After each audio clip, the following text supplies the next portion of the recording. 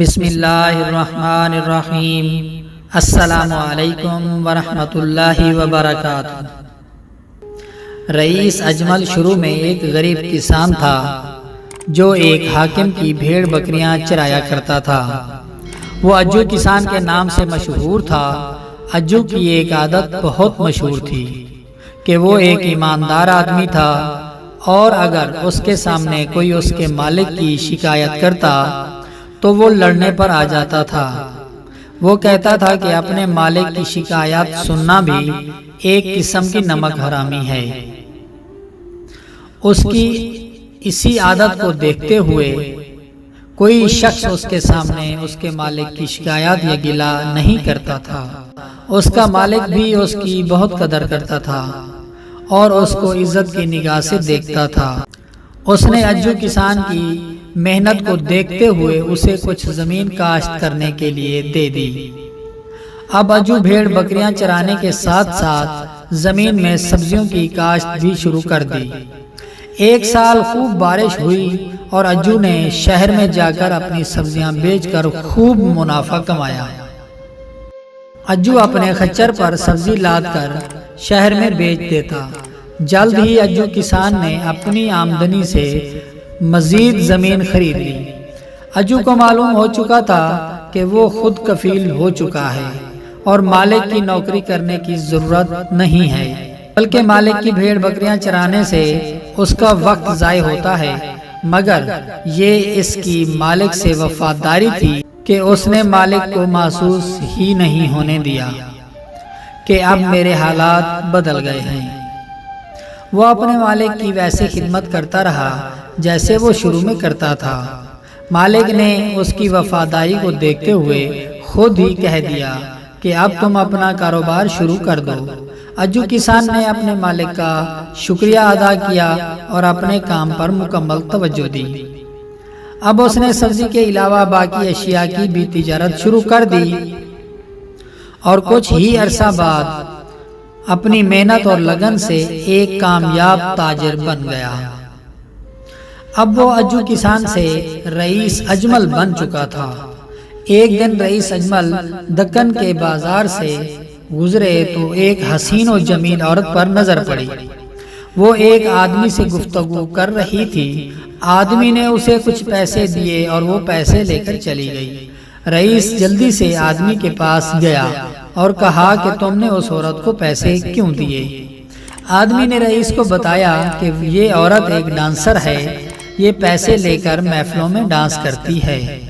رئیس بازار کے اسی چوک پر بیٹھ گیا اور اس عورت کا انتظار کرنے لگا۔ دوسرے دن وہ عورت اپنا دوسرا گاہک تلاش کرتی ہوئی پھر بازار کے چوک پر پہنچی۔ رئیس اس کے پاس آیا اور کہا کہ میں نے ایک محفل منعقد کروائی ہے اور میں چاہتا ہوں کہ تم ادھر ڈانس کرو۔ عورت نے رئیس سے پتہ اور وقت پوچھا اور چلی گئی۔ شام کے وقت جب وہ عورت رئیس کے بتائے ہوئے پتے پر پہنچی تو ادھر رئیس اکیلا ہی بیٹھا تھا۔ عورت یہ دیکھ کر حیران ہو گئی اور اس نے رئیس سے پوچھا کہ یہ کیا مذاق ہے؟ جب کوئی محفل نہیں تھی تو تم نے مجھ سے جھوٹ کیوں بولا؟ رئیس نے کہا جو بات میں تجھ سے کرنا چاہتا تھا وہ میں بھرے بازار میں نہیں کر سکتا تھا۔ عورت نے پوچھا کہ تم مجھ سے کون سی بات کرنا چاہتے تھے؟ رئیس نے کہا میری زندگی کا زیادہ تر حصہ غلامی میں گزرا ہے۔ اللہ نے مجھ پر احسان کیا اور اب میں کافی مالدار ہو چکا ہوں۔ مجھے ایک اچھے ساتھی کی تلاش ہے۔ مجھے تم پہلی نظر ہی پسند آ گئی۔ میں تجھے اپنانا چاہتا ہوں۔ میں نہیں چاہتا کہ تم در بدر ناچتی پھرو۔ یہ سن کر عورت کی آنکھوں میں آنسو آ گئے۔ رئیس نے اس سے نکاح کر لیا اور شہر کے وسط میں اس کے لیے ایک شاندار حویلی تعمیر کروائی۔ رئیس نے شادی کے موقع پر اسے ایک شاندار سونے کا لاکٹ دیا جس میں ہیرے بھی جڑے ہوئے تھے۔ یہ ایک نایاب قسم کا لاکٹ تھا جو پورے شہر میں اور کسی کے پاس موجود نہیں تھا۔ جب رئیس نے اسے لاکٹ تحفے میں دیا تو اس کی بیوی اپنی قسمت پر ناز کرنے لگی۔ ایک ہفتے بعد رئیس کی بیوی اپنے شوہر کے پاس دوڑتی ہوئی آئی اور کہا کہ وہ لاکٹ کسی نے چوری کر لیا ہے۔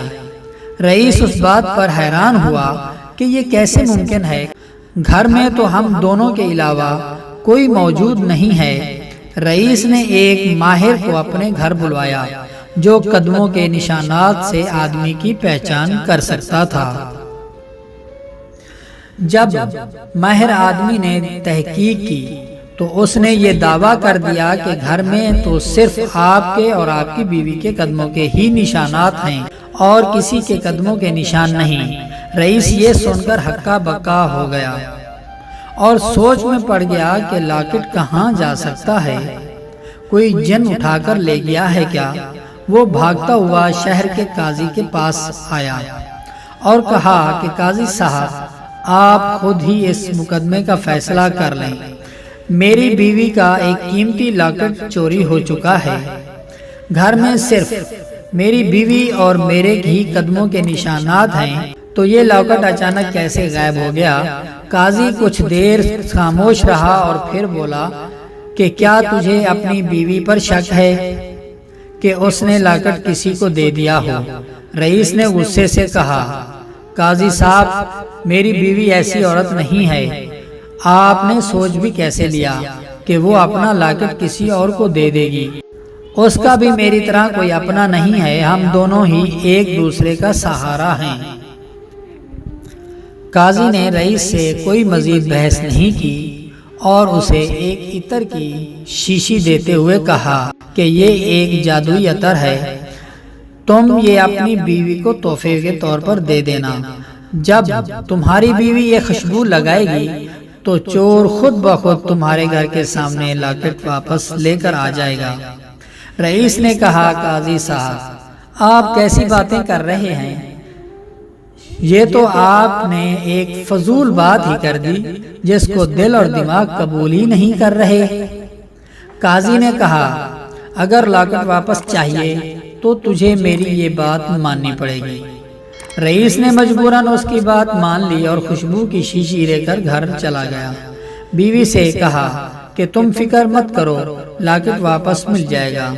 یہ دیکھو میں تمہارے لیے کون سا تحفہ لے کر آیا ہوں۔ بیوی نے کہا، ہاتھ سامنے کریں، کیا چھپایا ہوا ہے؟ رئیس نے کہا، یہ خوشبو میں خاص تمہارے لیے لایا ہوں۔ بیوی نے وہ خوشبو رئیس سے وصول کر لی۔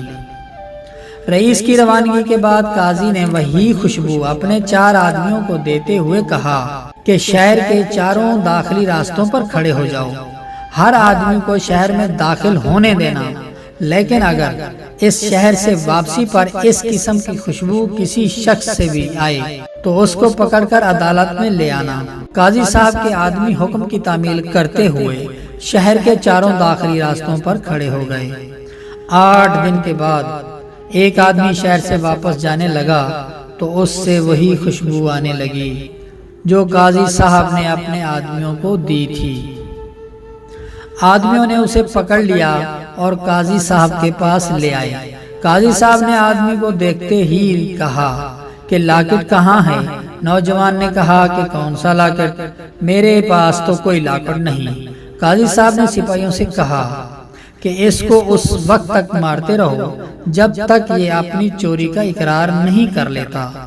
سپاہیوں نے نوجوان کو مارنا شروع کیا اور کچھ ہی دیر بعد اس نے اس بات کا اقرار کر لیا کہ لاکٹ میرے پاس ہے۔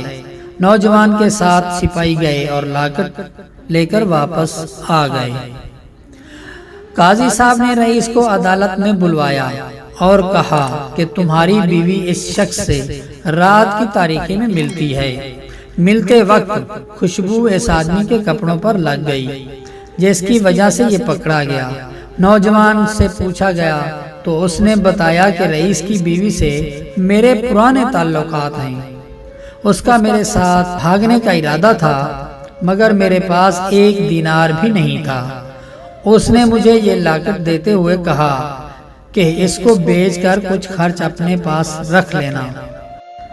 رئیس نے جب یہ سنا تو قاضی صاحب سے کہا کہ کیا ایسا ممکن ہے کہ ایک عورت کو گندگی سے ایک حویلی میں لایا جائے اور اس کو ہر آسائش میسر ہو پھر بھی دھوکہ دے۔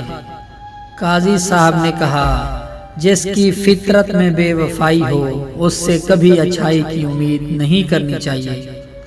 رئیس نے فوراً اپنی بیوی کو طلاق دیتے ہوئے کہا زندگی میں جب تجھے ذلت اور رسوائی کا سامنا کرنا پڑے تب میری اچھائیوں کو ضرور یاد کر لینا۔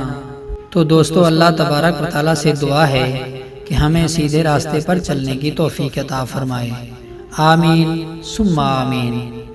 دوستو آپ کے قیمتی وقت دینے کا بہت بہت شکریہ، اور آج کی اس ویڈیو کے بارے میں اپنی قیمتی رائے کا اظہار کمنٹس باکس میں ضرور کیجئے گا، اور میری حوصلہ افزائی کے لیے چینل کو سبسکرائب کرنا نہ بھولیے گا۔